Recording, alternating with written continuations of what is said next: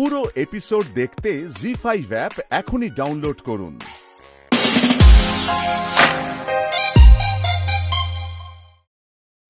ধরো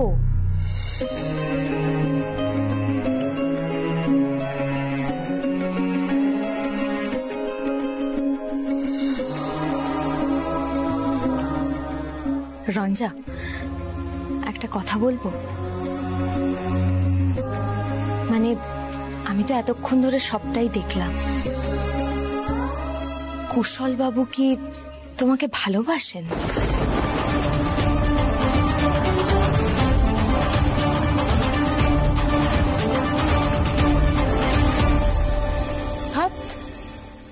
ও তো বন্ধু, তুমিও পারো। মল্লার বাবু হয়তো ভাবছেন ও আমাকে ভালোবাসে, কিন্তু সেটা সত্যি নয়।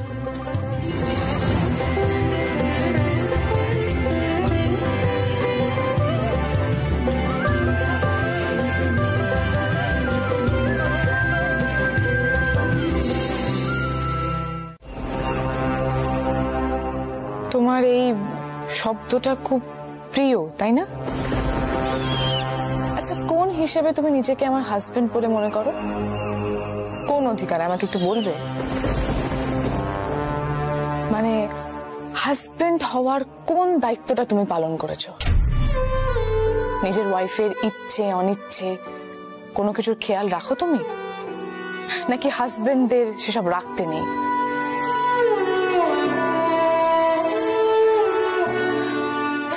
দেখো, আমি কোনোদিনও তোমাকে নিজের হাজবেন্ড বলে ভাবতে পারবো না।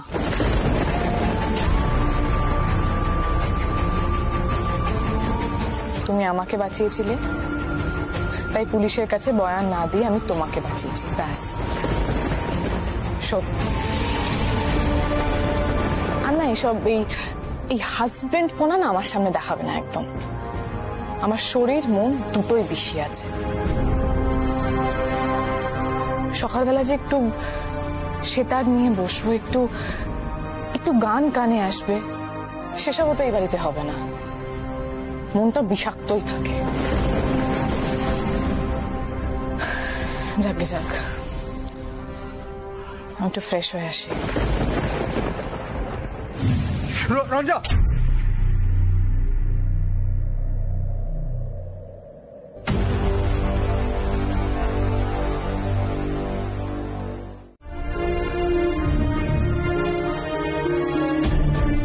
মল্লার এতদিন পর একজন সুস্থ স্বাভাবিক মানুষের মতো ব্যবহার করছে, সেটা বোধহয় আপনার সহ্য হচ্ছে না, তাই না? চুপ চুপ, একদম মুখে মুখে তর্ক করবে না তুমি। তোমার অনেক বেয়াদবি আমি সহ্য করছি। বড় বৌমা, তোমার ছেলেকে সামলাও, এরপরে কিন্তু একটা অঘটা। মা চলা, বসো বসো বসো।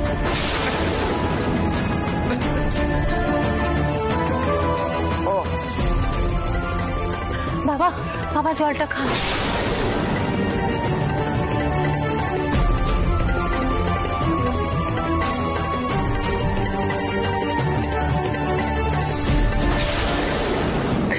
বাবা, আপনি একটু শান্ত হন, একটু শান্ত হন। বাবা, মল্লারাজ নিজে রঞ্জাকে সেতারটা দিয়েছে।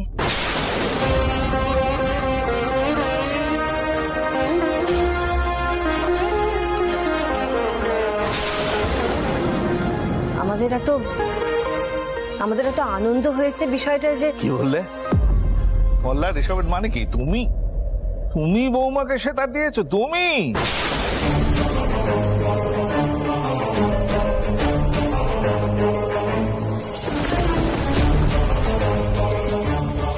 আমি তো বললাম পণ্ডিতজি, মল্লার এতদিন পর একজন স্বাভাবিক মানুষের মতো ব্যবহার করছে। ওকে অমানুষ তৈরি করাই বোধ হয় আপনার উদ্দেশ্য, তাই না? আহির, বড্ড বেশি কথা বলছিস তুই। বাধ্য হচ্ছি কাকা, নিজের স্ত্রী ইচ্ছে পূরণ করাটার প্রত্যেকটা হাজবেন্ডের কর্তব্য। সেটাই মল্লার করেছে, তাই না কাকা? ও, কাকে বলছি, তুমি তো আবার কিছুই বুঝবে না।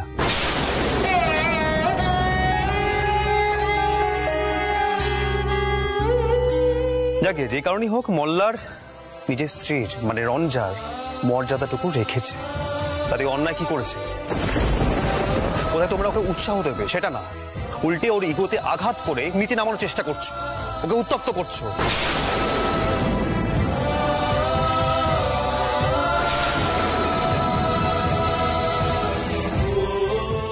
মল্লার যেটুকু তোমার উন্নতি হয়েছে না এই মুহূর্তে, সেটাকে পারলে ধরে রাখার চেষ্টা করো। কেন কারোর কথা কান দিও না প্লিজ।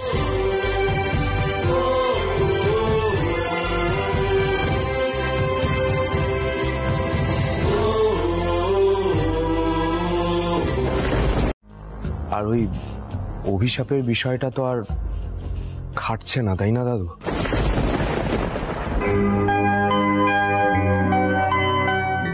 মানে এইসব ভেবেই আমি আর বাঁচাবে না কোনোদিনও।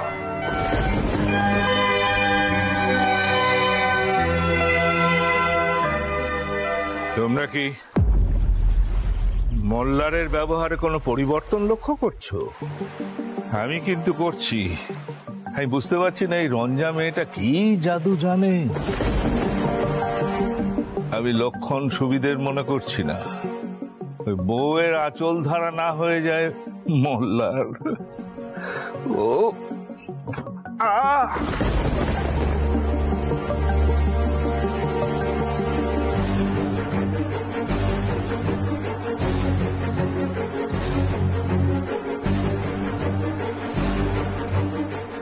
কি ব্যাপার, চুপ করে আছো যে? এ সব কিছু হচ্ছে তোমার জন্য। তুমি বৌমার তালে তাল মেলানোর ফলে ছেলেটাও ভেসে যাচ্ছে আস্তে আস্তে। সে কি, ছেলে আবার কবে থেকে মায়ের কথা মেনে চলা শুরু করলো বলো তো? ছোটবেলা থেকে তুমি তো সামলেছ ওকে, এখন হঠাৎ মায়ের ইশারায় মল্লার চলবে? তবেই হয়েছে। তবে একটা কথা ঠিক জানো, রঞ্জা অসুস্থ হওয়ায় মল্লার যা কিছু করছে তার জন্য আমি খুব খুশি হয়েছি, খুব ভালো লাগছে আমার। আমি তো জীবনে এসব কোনোদিন কিছু দেখিনি। কি করছেন? কিন্তু ব্যস্ত হবেন না আপনি। আপনি আপনি আপনি আঙুলটা জোর করে চেপে ধরুন। আপনি চেপে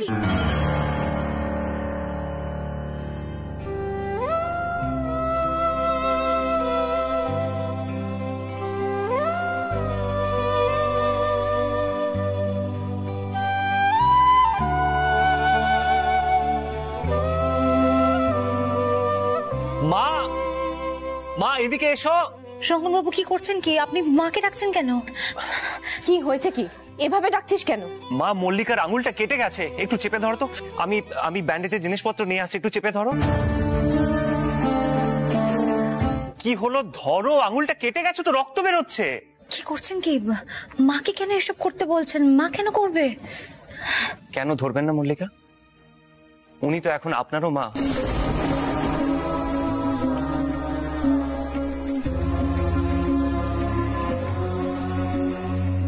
আর আমার মায়ের মতো মা পাওয়া অত সহজ নয়। মা আমি ঠিক আছে, আপনি এত ব্যস্ত হবেন না।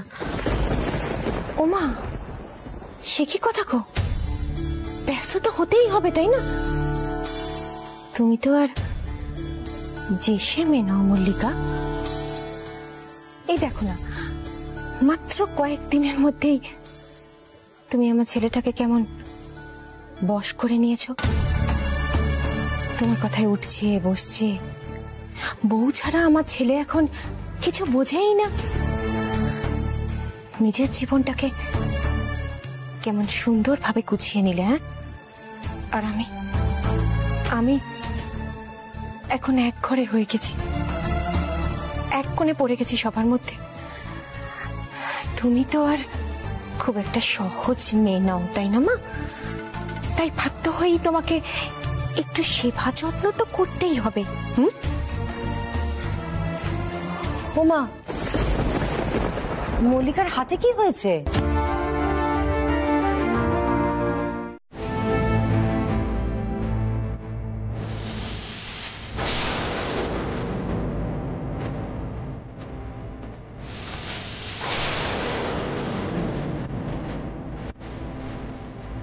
এই পয়জনের শিশিটা মল্লার বাবুর ঘরের ডাস্টবিন থেকে পাওয়া গেছে।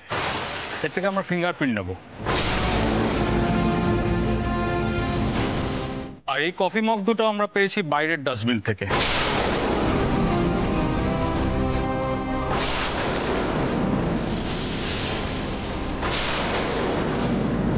কাপগুলো দেখে যথেষ্ট ভালোই মনে হচ্ছে, কিন্তু বাইরের ডাস্টবিনে ফেলাছি। ব্যাপারটা আমাদের কাছে একটু অদ্ভুতই লেগেছে। অফিসার, এখন আপনারা কি করবেন একটু বলবেন? না না, কি করতে চান মানে এটা কি? ওনাদের সার্চ করার কথা ছিল, সার্চ তো কমপ্লিট হয়ে গেছে।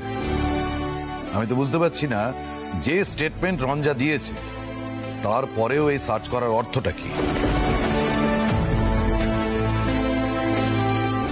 নেহাত আহির বলল তাই আপনাদেরকে সার্চে আমরা বাধা দিইনি।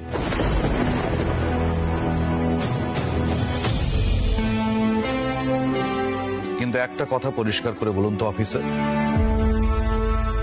আমাদের বাড়িতে তদন্ত করতে আপনাদেরকে কে পাঠিয়েছে? আমি।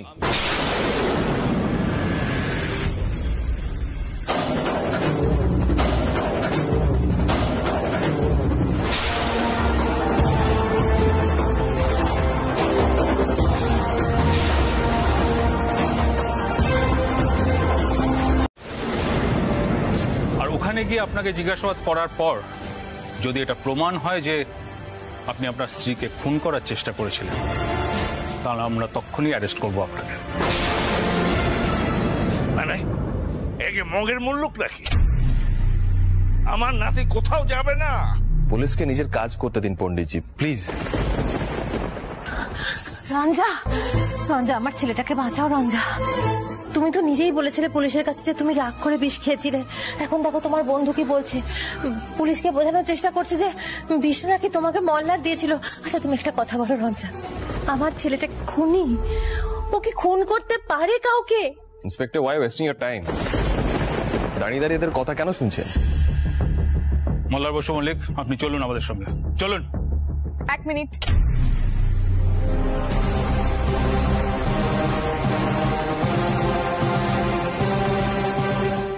দাঁড়ান ইন্সপেক্টর।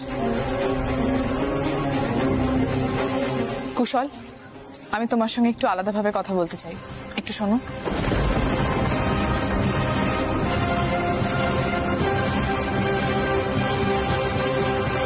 কুশল, এই পাগলামিটা কেন করছো? তোমার সঙ্গে কে আছে? আমার মা? রিজুলা ম্যাডাম সবটা জানেন যেটা আমি করছি। রঞ্জা ম্যাডাম আমাকে তোমার ব্যাপারে সবটা বলেছে। ওই শয়তানটা তোমাকে ঠকিয়ে কিভাবে বিয়ে করেছে সেটাও বলেছে। আইন, আমি থানায় যাচ্ছি। তুমি রঞ্জাকে বারণ করো আলাদাভাবে কথা বলতে। তুমি যাও না ওদের ওখানে। এই ছেলেটার উদ্দেশ্য ঠিক নয়, ও যেন বাড়িতে না আসে। আমি কিন্তু ওকে সহ্য করতে পারছি না। মল্লার, তুমি কি বুঝতে পারছো তুমি নিজের রাগের মাথায় কতটা নিচে নেমে গিয়েছিলে, কতটা বিপজ্জনক কাজ করে ফেলেছিলে, সেটাকে বুঝতে পারছো একবারও? প্লিজ আহির, আমি যেটা বললাম সেটা করো। দাদু দেখছে, দাদুর সামনে এসব কি অসভ্যতাম হচ্ছে। প্লিজ যাও।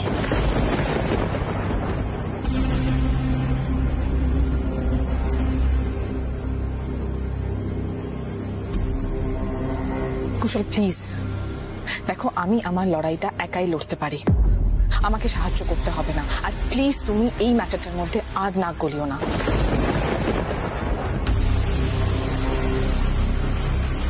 যদি কোনো প্রতিশোধ নিতে হয় আমি নিজেই নিয়ে নিতে পারবো। রঞ্জা, তুমি বুঝতে পারছো না এটা ঠিক করছো না। তুমি একজন অপরাধীকে আড়াল করছো, আর এটা বেআইনিও। কুশল প্লিজ,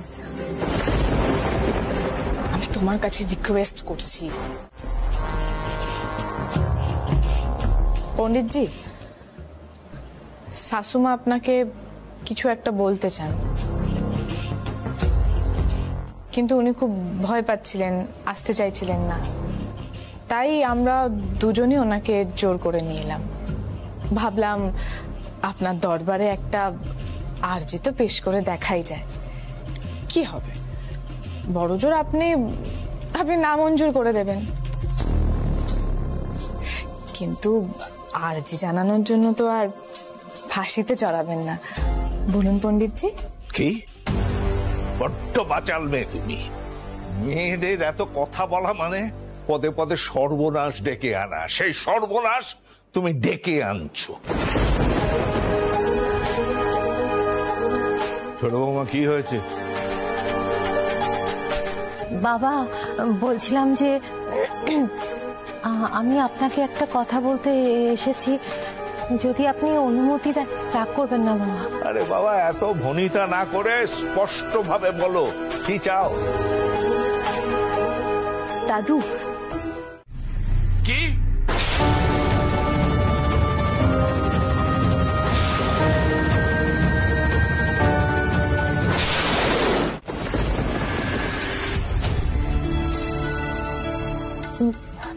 বাবা, আপনি রাগ করবেন না বাবা, আপনি রাগ করবেন না।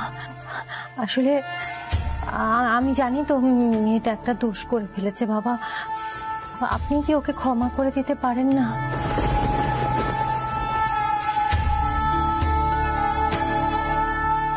বৌমাদের দ্বারা শাশুড়ি যে এই পরিমাণ প্রভাবিত হতে পারে সেটা আমার না দেখলে বিশ্বাস হতো না।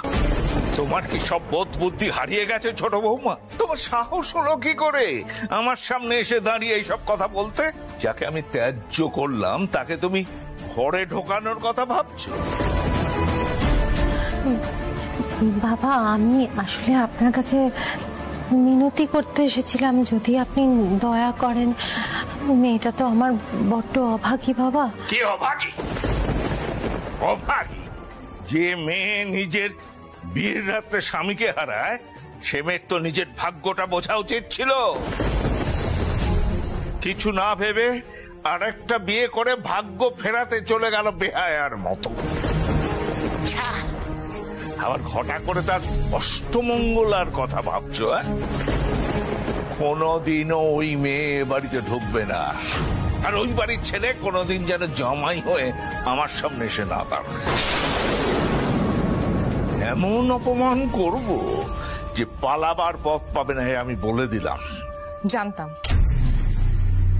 আপনি যে এটাই বলবেন, এটা আমরা খুব ভালো করে জানতাম, কিন্তু তাও এসেছিলাম এই আশায় যে যদি আপনার শুভ বুদ্ধি একটু হলেও জাগে।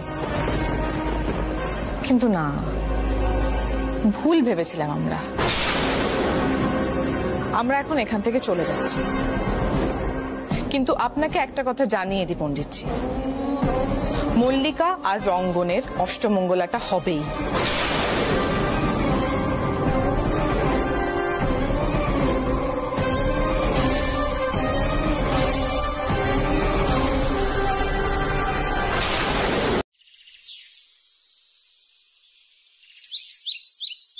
জেঠুমনি, চা।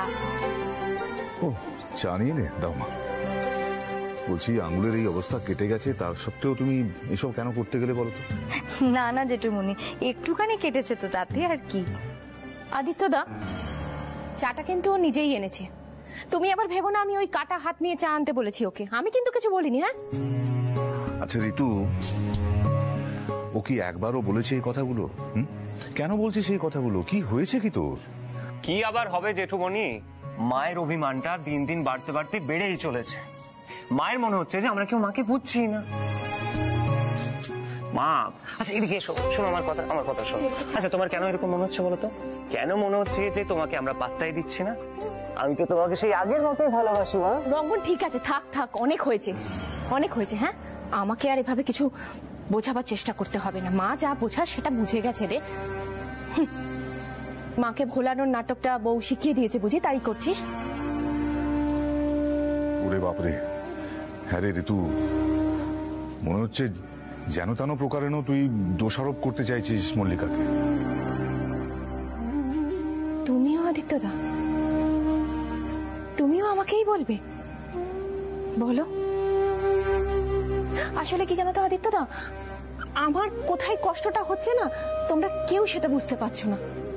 আমার কষ্টটার কথা একবার ভাবো।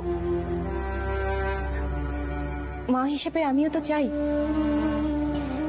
আমার ছেলেটা যাতে শ্বশুর বাড়িতে গিয়ে মান সম্মান পাক, আমার ছেলেটা একটু একটু জামাই আদর পাক, সেটা তো আমিও চাই বলো। আর আমার এই চাওয়াটা কি খুব অন্যায় আদিত্যদা? আজ যদি রঙ্গনের অন্য কোথাও বিয়ে হতো, তাহলে তো আমার বউকে নিয়ে অষ্টমঙ্গলায় যেতে পারতো। শ্বশুর বাড়ি থেকে কত মান সম্মান পেত, কত আদর যত্ন পেত। এটা কি আমি ভুল ভাবছি, ভুল বলছি বলো?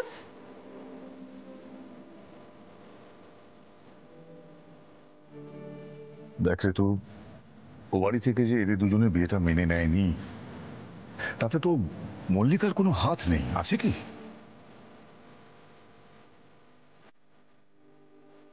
ওর কোনো হাত নেই?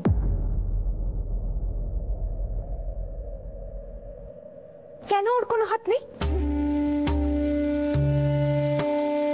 না, আহির বললো আর ও বিয়েটা করতে রাজি হয়ে গেল, ও তো কিছুই বোঝে না। মা,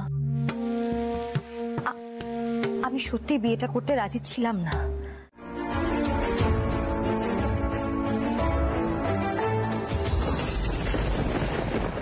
এই রঙ্গন, মল্লিকা, যাও তোমরা তৈরি হয়ে নাও, যাও।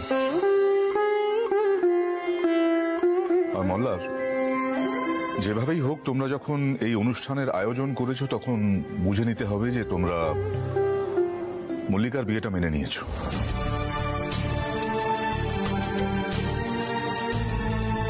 জেনে খুশি হলাম।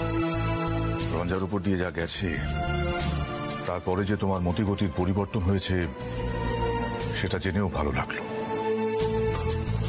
গুরুজি, বলছিলাম যে পুরনো কথাগুলো থাক না। আচ্ছা, তোরা তাড়াতাড়ি চল, ওখানে আমরা আজকে খুব হইহুল্লোড় করবো। চল চল চল। কিন্তু দাদু, সেটা আমার দায়িত্ব। তোকে যেটা বলছে সেটা কর না। রঙ্গন, তুমিও চলো।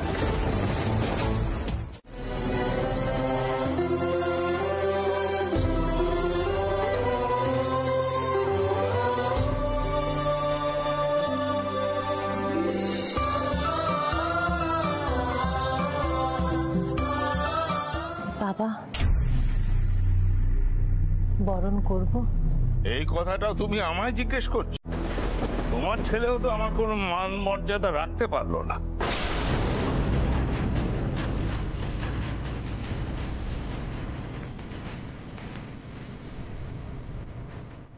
এই বুড়োর কাছে আর কি জিজ্ঞেস করছো?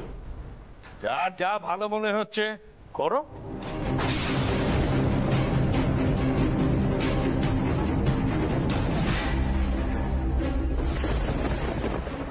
মল্লার, আমার মনে হয় তোমার পণ্ডিতজির সঙ্গে একবার কথা বলা উচিত।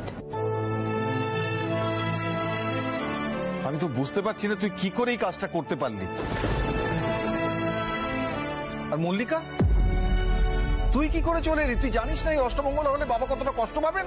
বাবা, বাবা বিশ্বাস করো, আমি এই বাড়িতে আসতে চাইনি। দাদাই তো।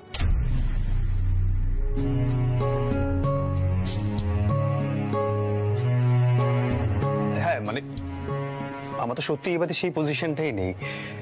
মুখেই বড় ছেলে বলা হয়।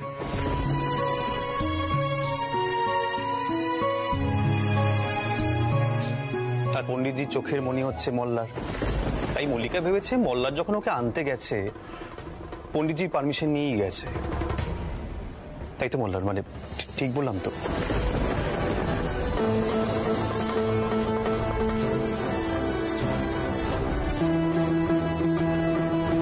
আমি দাদুর সাথে কথা বলে আসছি।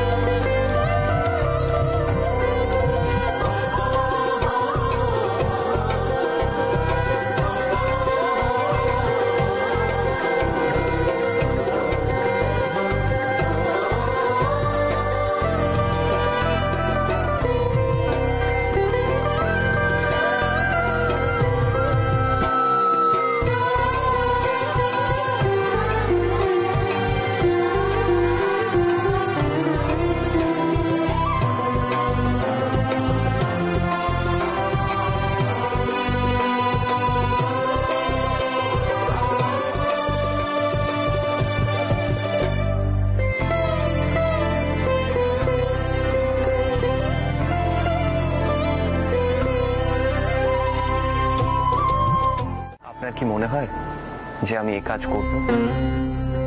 না না বাবা, আমি সে কথা বলতে চাইনি।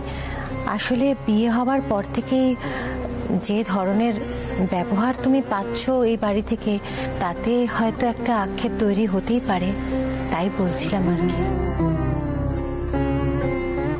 রুক্মিণী, ওসব কথা তুমি একদম ভেবো না। আমাদের রঙ্গন ওই ধরনের ছেলেই নয়। চলো চলো চলো, বাকি আচার অনুষ্ঠানগুলো শেষ করে ফেলি। নতুন জামাইকে খাওয়াতে হবে তো নাকি? চলো।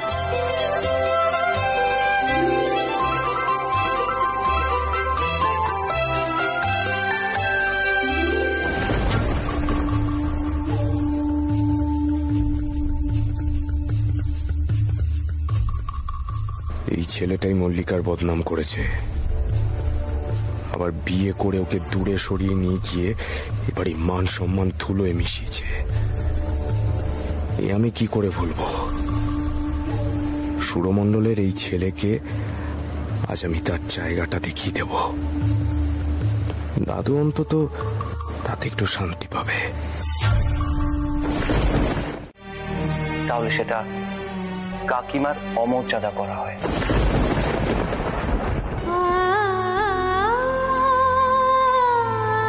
আর কোনো মাকে আমি এতটা ছোট করতে পারবো না।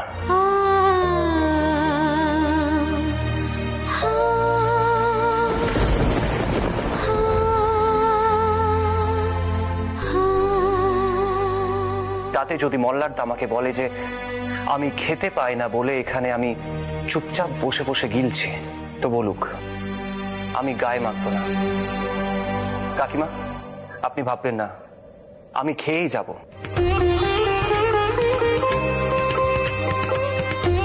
আর মল্লিকা যে কথাটা দিয়েছেন, আমি সেই কথাটাও রাখবো।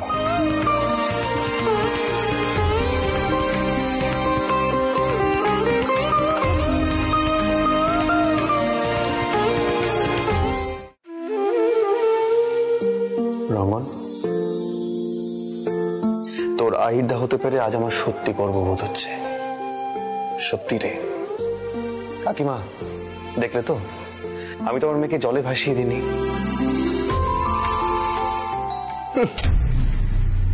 শুধু বড় বড় কথা। এই রোজগারটা করে দেখাও, তারপর তোমার মুরতটা বোঝা যাবে।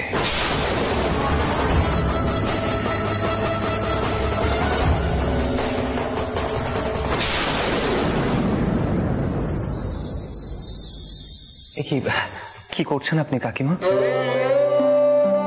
বাবা, আমি গত জন্মে নিশ্চয়ই কোনো ভালো কাজ করেছিলাম, তোমার মতো জামাই পেয়েছি তো।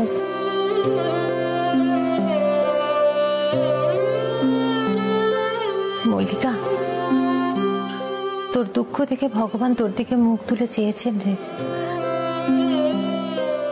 আমি তোমার কাছে ক্ষমা চেয়ে নিচ্ছি বাবা। আমার ছেলে যা বলেছে তোমাকে। মা, ঠাকুর তো আমার থেকে মুখ তুলে চেয়েছেন, কিন্তু রঙ্গনবাবু নিশ্চয়ই গত জন্মে কোনো পাপ করেছিলেন, যার জন্য আমি ওর জীবনে আসার পর থেকে খালি অপমানই জুটছে।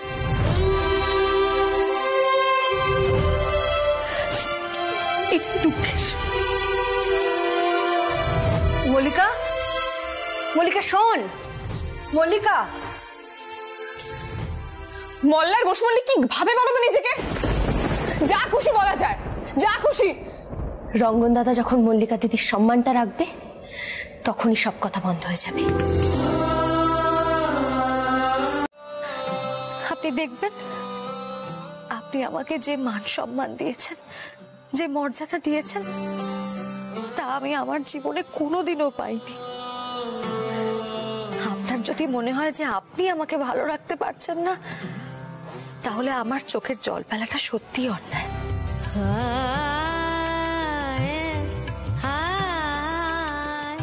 একটা কথা বলবো? আমি বোধহয় কোনো ভালো কাজ করেছিলাম, যার জন্য আপনি আমার জীবনে এসেছেন বন্ধু হয়ে। আমি আজ সন্ধেবেলায় বেরোবো গান করতে। আসলে একটা অফার পেয়েছিলাম, মানে সকালবেলাতে অফারটা এসেছিল, কিন্তু যেহেতু অষ্টমঙ্গলায় ও বাড়িতে থাকার কথা ছিল, যার জন্য আমি অফারটা নিইনি। কিন্তু আমি এখন নিয়ে নিচ্ছি। আপনি মল্লারদাকে যে কথাটা দিয়েছেন সেই কথার অন্যথা হবে না।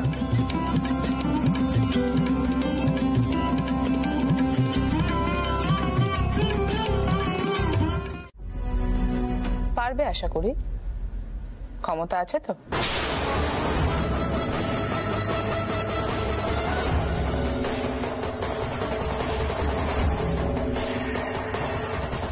তুমি কোন দিকে ইঙ্গিত করছো সেটা না বোঝার মতো বোকা আমি নই।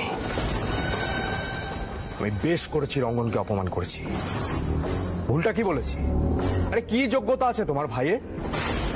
মিনে একটা ছেলে মল্লিকাকে সামনে দাঁড় করিয়ে নিজের জীবন তৈরি করতে চাইছে।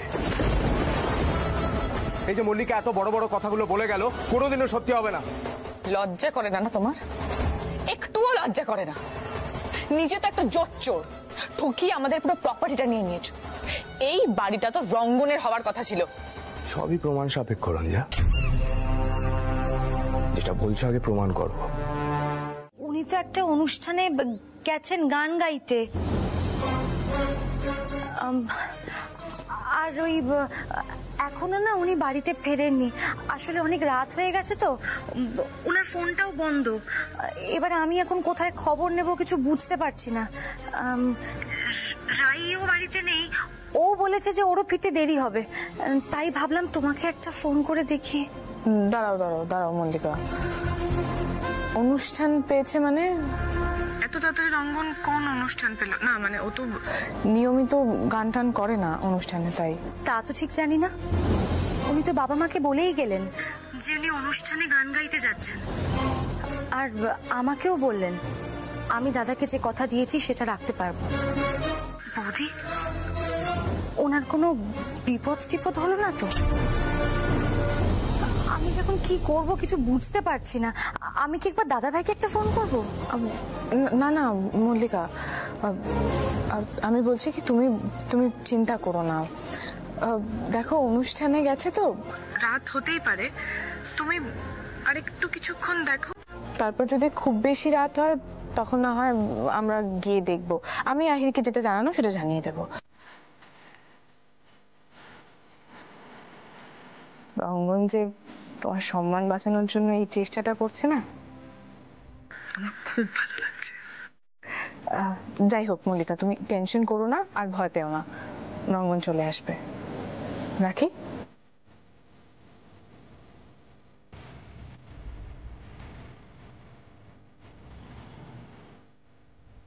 যাক, মল্লিকা তো অন্তত ভালোবাসা পাচ্ছে রঙ্গনে, দিলুটাও ভালো আছে।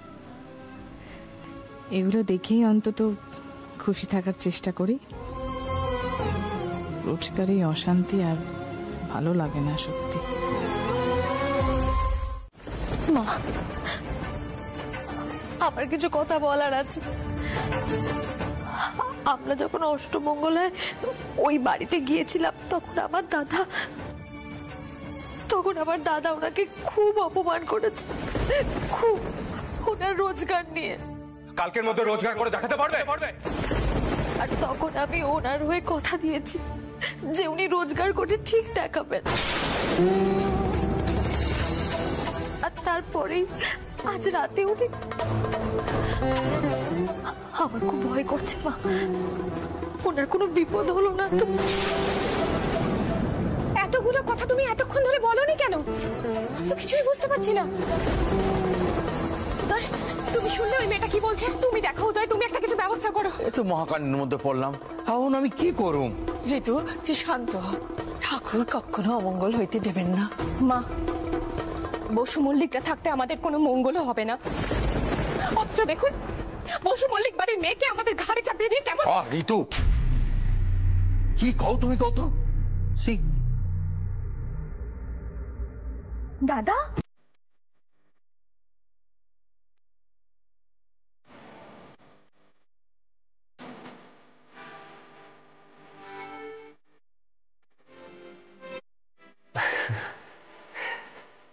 মল্লিকা, তাও তো রোজগার করেছি।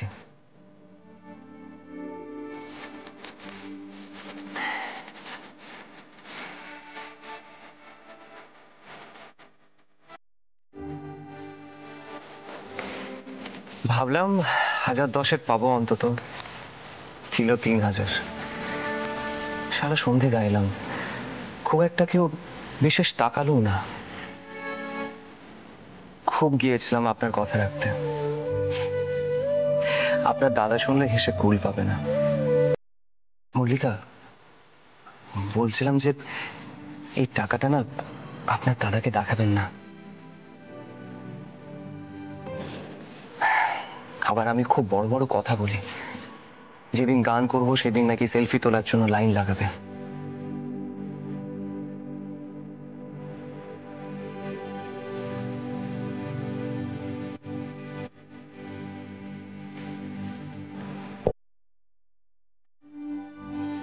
এই টাকাটাই আমার কাছে লাখ টাকার সমান, রঙ্গন বাবু।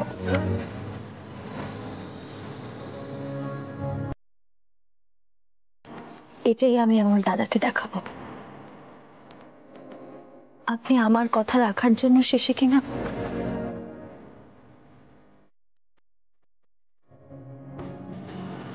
এক মিনিট, আপনার ফোনটা একটু বের করুন তো। হ্যাঁ, বের করুন না ফোনটা। প্রথম সেলফিটা আপনি আমার সঙ্গেই তুলুন না হয়, এরপরে যদি আর সুযোগ না পাই ছবি তোলার।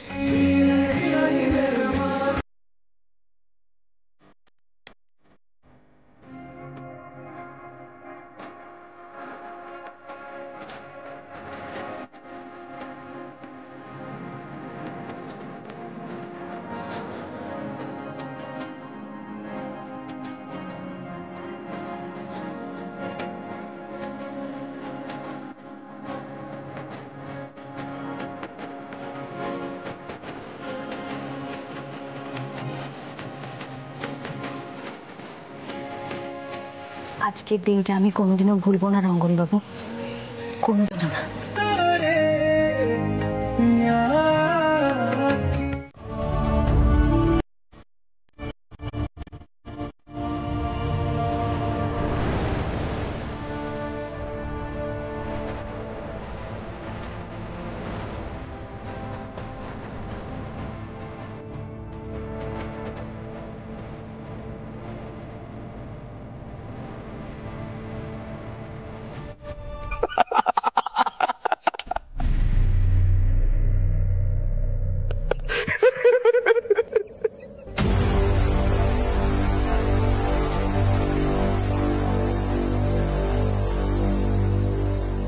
এটা কি 3000 টাকা বাস? আরে এটা তো বিয়ে বাড়িতে গান গাইলে দেয়।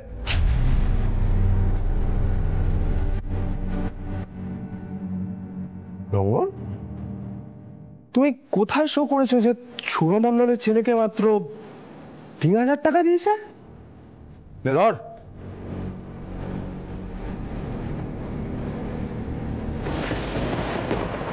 বিয়ে বাড়িতেই গিয়েছিলাম মল্লারদা।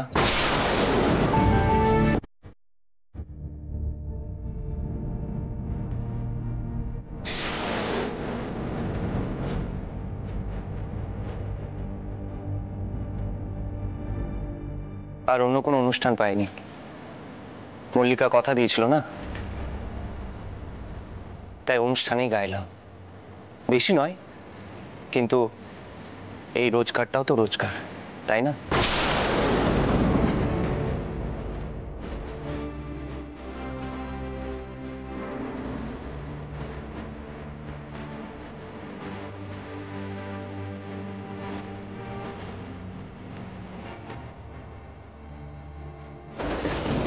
আপনাকে আমি বলেছি না রঙ্গন বাবু, এই টাকাটাও আমার কাছে লাখ টাকার সমান। রঙ্গন, তুই শেষে বিয়ে বাড়িতে গান গাইলি?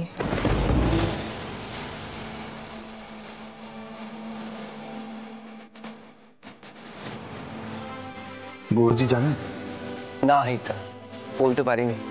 সত্যি বলছি, বলতে পারিনি। বললে কিন্তু গুরুজির তোমার জন্য গর্বই হবে রঙ্গন দাদা।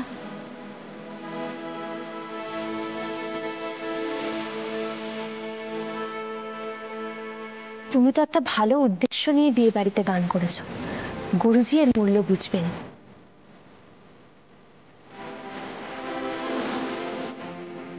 গুরুজি কি বুঝবেন আমি জানি না, তবে আমার যা বোঝার বোঝা হয়ে গেছে। আরে ওর ক্ষমতা তো ওই বিয়ে বাড়ি পর্যন্ত। কেন? যেভাবে সবাই পরীক্ষা দেয় ঠিক সেভাবে। আর তুমি আমায় আটকাতে পারবে না, আমি ঠিক করে ফেলেছি।